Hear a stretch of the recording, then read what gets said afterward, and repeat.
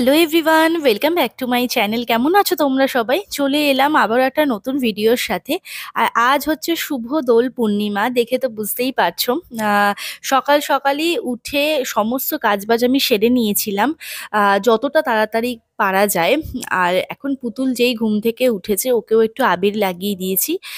প্রত্যেক বছর এক রকমের ভাবে দোলটা আমি কাটাই আমার বিয়ের পর থেকে, কিন্তু এই বছরের দোলটা একটু অন্যরকম ছিল। সেই জন্যই একটু এত তাড়াহুড়ো করে সবকিছু সারা। আর কি করছি পুরোটাই তোমাদের সাথে শেয়ার করব, তো চলো ভিডিওটা দেখতে থাকো, আশা করি ভালো লাগবে। সকালে ব্রেকফাস্টে বানিয়ে নিয়েছিলাম কালো জিরে ফোড়ন দিয়ে একটু আলুর তরকারি, আর সাথে করেছিলাম পরোটা। আর আজকে আমাদের সবার খাওয়া দাওয়া হচ্ছে, মানে আমাদেরই প্রতিবেশী এক দাদা বৌদির বাড়িতে। এরকমই প্ল্যান করে আজকের দিনটা করা হয়েছে, নয়তো প্রত্যেক বছর আমার শ্বশুর বাড়িতে এই দোলের দিনকে খিচুড়ি, লাবড়ার তরকারি আর হয় পায়েস। এই বছরটাই প্রথমবার আমাদের বাড়িতে মাংস হচ্ছে। তো আমি এখানে করছিলাম একটু চিকেন কষা। আর কি মেনুতে আছে সেটা পরে দেখাচ্ছি। আর এই দেখো, রান্না বান্না আমি সেরে নিয়েছি। এরপরে এখন হচ্ছে বেরানোর পালা। মামুনি বাবার পায়ে আবির দিয়ে আমি একটু যাই এই আশেপাশে, একটু বাড়িতে গিয়ে সবার পায়ে আবির দিয়ে।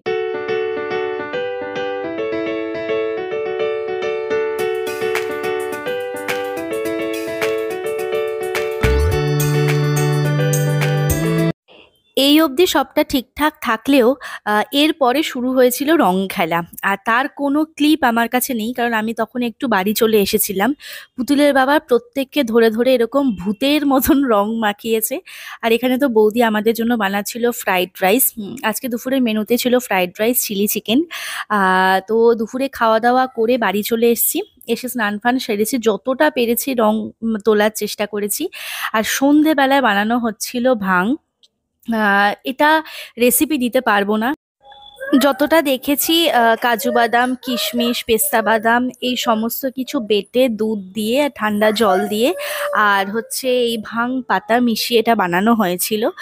কিন্তু খেতে ভালো হয়েছিল, কিন্তু প্রপার ঠিকঠাক বানানো হয়েছে কিনা সেটা জানি না।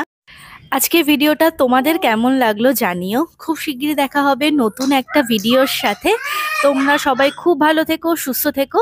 তো চলো আজকের মতন টাটা।